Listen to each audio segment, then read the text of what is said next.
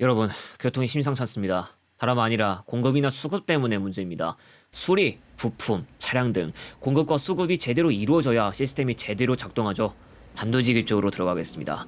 일부는 이미 전달해드린 이야기겠지만 강조 차원에서 다시 이야기해드립니다. 우선 버스, 디젤을 써야 하는 고속시외 버스, 그리고 공항버스나 전세버스도 포함할 수 있겠습니다. 현대자동차그룹의 디젤 모델 신차 출고까지 경우에 따라 2, 3년 걸린다고 알려져 있습니다. 예전부터 이 일을 예견한 분이 계셨을지 모르겠습니다. 사실 2020년대 대우버스가 국내 생산 공장을 정리하면서 다른 브랜드의 디젤 버스를 도입할 방법이 막혔는데 이게 어떻게 보면 스노우볼이 된 겁니다.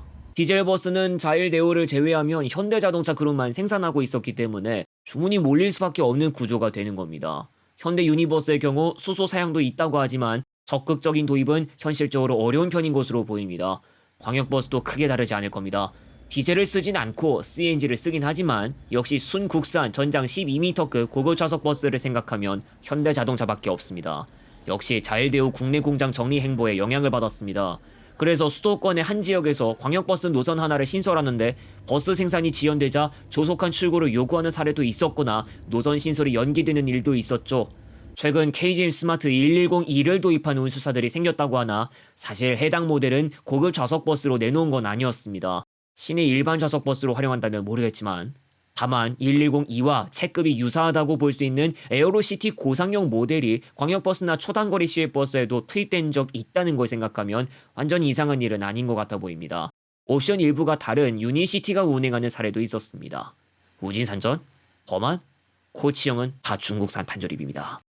그리고 자일대우버스는 사후 수리와 부품 공급도 문제가 심각한 것으로 알려져 있습니다. 부품 하나가 못 쓸 정도로 상태가 좋지 않다면 수리하거나 교체를 해줘야 할 수도 있겠죠. 하지만 국내 공장을 정리해서 베트남으로 이전한 뒤로 아예 부품 수입까지 해야 하는 상황이 벌어지거나 아예 수급 부실이 심화되면서 용이한 관리를 크게 기대할 수는 없는 상황.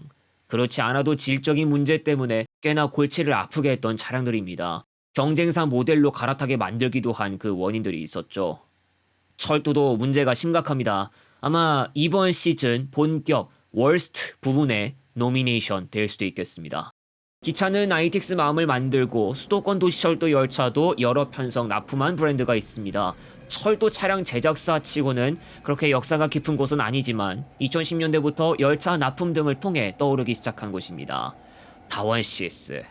다원시스 이름을 걸고 2017년 서울 지하철 2호선을 시작으로 3호선, 4호선, 7호선에도 납품하고 서해선 전동열차도 납품한 실적이 있습니다. 그리고 다원시스의 전신이기도 한 로인 시절에도 서울 지하철 7호선 편성 몇 개를 제작한 적이 있습니다. 단순히 이것만 봤을 때는 실적이 그렇게 나쁘지 않아 보이겠지만 다원시스는 치명적인 결함을 가지고 있습니다.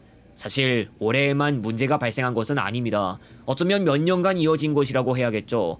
한창 큰 문제로 떠오르고 있는 전동열차 납품 지연. 서울 지하철 기준으로는 최초로 3호선에서 납품 지연이 발생했는데 본래는 2020년 3월부터 도입되어야 했으나 2021년부터 진행됐습니다. 사실 이때는 코로나19가 심각하기도 했고 공정이 쉽게 돌아가지 못했다는 점을 감안할 수 있습니다. 그러나 이후에도 납기 지연은 계속해서 일어났는데 수도권 전철 서해선과 4호선에서도 납기 지연이 발생한 것은 물론 2025년까지 진행돼야 했을 5호선 열차 일부 분량도 완수하지 못했습니다. 2023년 9월부터 데뷔한 ITX 마음, 이 열차도 원래는 일정이 늦어진 겁니다. 노후된 무궁화호 객차의 빈자리를 메꿔야 하고 범전국적으로 다녀야 할 열차지만 다원시스가 제작 지연을 일으키면서 무궁화호 객차도 덩달아 영향을 받아버리고 말았습니다. ITX 마음은 3차분까지 포함해 물량은 수백량에 달하고 그만큼 생산 공정은 바쁘게 돌아가야 합니다. ITX 마음은 한 편성당 4량과 6량으로 나뉘는데 4량이 먼저 운행에 들어갔고 6량 편성은 2025년 10월 마지막 주쯤부터 정규 열차편 운행에 들어갔습니다. 또 서울 지하철 7호선 청라지구 연장과 인천 지하철 1호선 검단지구 연장분 차량도 다원시스가 제작하기로 했고 다른 서울 지하철 노선의 노후 차량 교체분도 다원시스가 담당하기로 한 부분이 있습니다. 그런데 한창 납기 지연이 일어나고 있는데 의뢰가 나오지 않을 수가 없고 다원시스 주주들이 탄원서를 내기도 하는 등 상황은 악화일로를 걷고 있습니다. ITX 마음 등 열차 납기 지연과 관련하여 10월 국정감사에서 여러 의원들에게 질타를 받았는데 이에 대표이사는 2027년까지 납품을 완료하겠다고 밝혔습니다. 그렇게 기차 종류까지 수주를 받아둔 다원시스가 협력사 대금 미지급까지 이미 겹친 상황. 협력사 측에서는 부품을 만들고 납품하려면 다원시스가 대금을 이미 지급해야 했다고 말하고 있습니다. 다원시스는 결함 문제도 짚고 가야 합니다. 최근 서해선 전동열차가 빈차 회송 도중 객차가 분리되는 아찔한 사고가 발생했고, 거기에 다원시스 제작 열차들에 대한 결함 의심까지 제기되어 10월 28일부터 서해선 전동열차 단축 운행까지 시행하게 됐습니다. 2023년 12월 서울 지하철 3호선은 차량 사업소에 있던 한 편성의 배전반에서 화재가 발생했는데, 배전반이 기술적으로 구현하는데 어렵지 않다는 점을 들어 철도업계에서는 의구심을 품기도 했습니다. 원인 규명을 한다고 제작사인 다원시스에 보낸 것도 서울시의원의 의심을 사버렸습니다. 역시 노후 차량 교체를 위해 도입한 4호선 열차도 각종 결함이 발생하면서 제작사가 리콜하는 일이 벌어졌고, 2017년부터 2호선 본선에 도입된 열차도 초기에 연결기 등 부품 결함을 알지 못했다는 이야기가 전해집니다. 혹여나 구원열차 견인 상황이 발생할 때 연결기가 문제를 일으킨다면 굉장히 곤란합니다. 세간의 관심을 받기도 한 코레일의 ITX 마음, 시위로 나가는 기차 종류에 해당하는 열차가 각종 자잘한 문제부터 큰 고장까지 발생해서 내외부적으로 불편을 초래했습니다. 발판과 도어 이슈는 물론 연결기 문제로 인한 중년 운행 차질까지, 정식 운행 초반에 해당하는 2023년에만 280차례의 고장이 발생했다는 보고도 전해집니다. 또한 중량도 결함이 발생해서 실차 무게가 당초 설계되어야 했던 무게보다 더 무거워지고 입석 승객수 제한까지 생기면서 미래를 책임져야 할 150kg급 열차의 이미지는 구겨지고 있었습니다. 참고로 다원시스 이슈 때문에 코레일은 법적 대응까지 준비하고 있었습니다. 그리고 로인 시절에 납품한 서울 지하철 7호선 열차 중 한 개 편성은 한동안 불량이었습니다. 부평구청 연장분으로 투입된 열차 중 한 편성이 한동안 부품 셔틀로 전락하는 일이 벌어졌습니다. 우선 앞으로도 신차 도입은 계속 이루어져야겠지만 그간 일어났던 질적인 문제가 다른 노선이나 구간에서도 일어나지 않는다는 보장을 쉽게 할 수 없어 보입니다. 납기 지연은 결국 신차 수급 및 공급으로 직결되는 만큼 신규 추가 불량이나 노후 차량 대체 일정, 승객 수송 측면에도 지대한 영향을 미칠 수밖에 없습니다.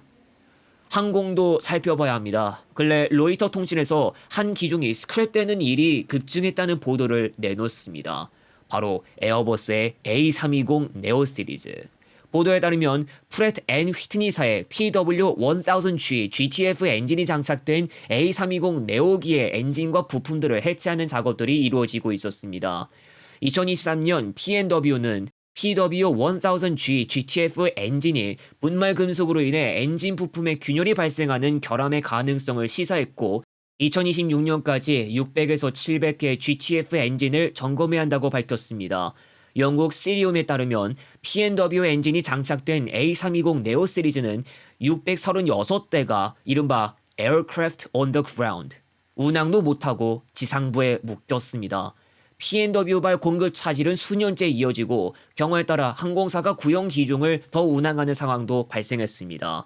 항공업계에서는 차라리 엔진을 해체하고 임대만 해도 리스 비용과 비교할 때 더 많은 이익을 보는 것이 현실이라고 보고 있습니다. 항공경제학자 에런 필러스키는 P&W가 엔진 안정화는 실패했고 너무 앞서 나갔다고 의견을 냈습니다. 한 엔진 관계자는 유지보수 지연은 일시적이지만 P&W의 엔진이 안정화될 때까지는 수년의 시간이 필요할 것으로 내다보고 있습니다.